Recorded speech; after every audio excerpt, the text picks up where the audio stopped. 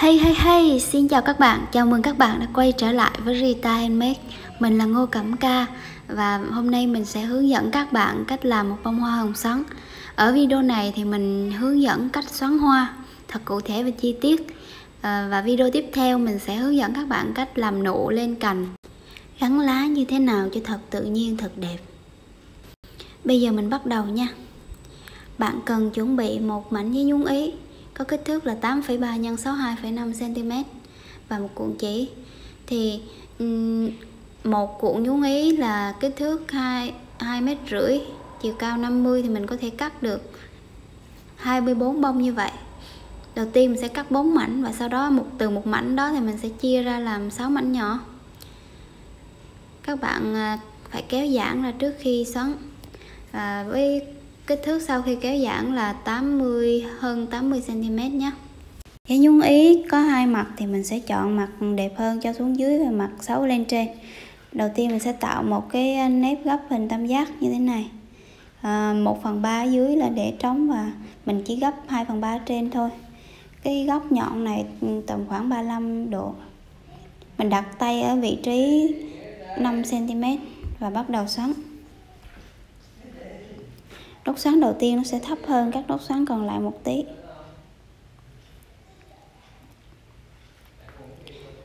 Mình đặt hai ngón tay cái áp sát vào nhau và vặn thật chắc tay.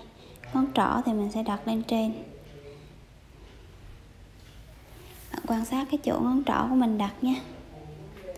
Rồi mình đặt như thế này, hai ngón tay cái áp sát vào nhau và ngón trỏ đặt lên trên như thế. Bạn phải xoắn thật chắc tay thì cái cánh hoa của mình nó mới sắc sảo, mới đẹp được. Bạn nhớ dùm mình là vị trí của các nốt xoắn ấy, nó sẽ nằm trên một đường thẳng, trừ cái nốt đầu tiên ra thôi. Như vậy là cái khoảng cách từ nốt xoắn đến mép dưới của tờ giấy sẽ luôn luôn bằng khoảng 5,5 cm. Và bạn cứ xoắn đều, xoắn chắc tay như vậy cho đến hết tờ giấy thì thôi. Bạn cứ quan sát mình xoắn nhé. Vì giấy nhún ý này định lượng của nó là 140g cho nên là nó dài và độ giãn của nó cũng khá là cao nên mình mới cần cái bước mà kéo giãn ra. Còn như giấy mà không có độ giãn nhiều thì mình sẽ không cần cái bước đó. Chẳng hạn như là giấy nhún trung thì mình sẽ không cần phải kéo giãn gì cả, mình cứ thế mà xoắn thôi. Mình bắt đầu xoắn hoa khi mà mình thấy một cái bài báo trên Assembly nó hướng dẫn bằng hình ảnh. Mà cũng vì như vậy nên là mình đã quấn cái hoa nó ngược với mọi người.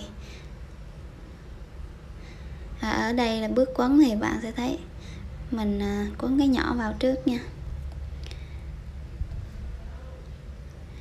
Lặn cái nút cuối cùng ấy vào trong rồi mình cuốn lại.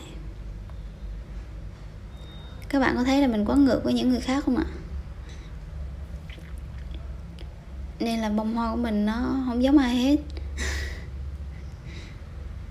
Rồi phần nhị thì mình sẽ làm nó thấp hơn một tí. Xong rồi mình bắt đầu quấn ra ngoài và cứ thế quấn đến hết. Cái mép ngoài cùng á, bởi vì là nốt xoắn cuối cùng á nó thấp nên là mép ngoài cùng mình cũng đưa nó xuống thấp một tí rồi mình mới buộc chỉ được. Các bạn lưu ý khi quấn thì mình sẽ không quấn quá chặt cũng không quấn quá lỏng. Cái này là một bông hoa nở bình thường, là kích thước của nó tầm 5,56 cm thì mình chỉ áp các cái lớp cánh vô cho nó sát vào nhau, nó vừa áp vào nhau là được. Và cái nhụy thì nó thấp xuống một tí. Xong rồi các bạn chỉnh lại hoa và bắt đầu buộc chỉ. Mình quay ngang cái bông hoa ra và mình quấn khoảng 3 vòng thì mình thắt một cái. Quấn 3 vòng xong mình thắt một cái và quấn chặt cho tới hết.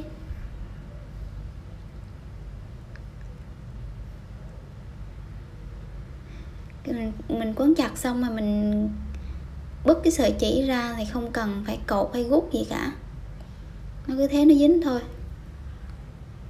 Vì muốn video nét và sáng đẹp cho nên là mình đang quay ngoài nắng, mà công nhận là nắng miền Trung nóng thiệt luôn. Bây giờ mình sẽ hướng dẫn cái bông thứ hai và cũng xoắn như vậy, các bạn quan sát lại một lần nữa nha.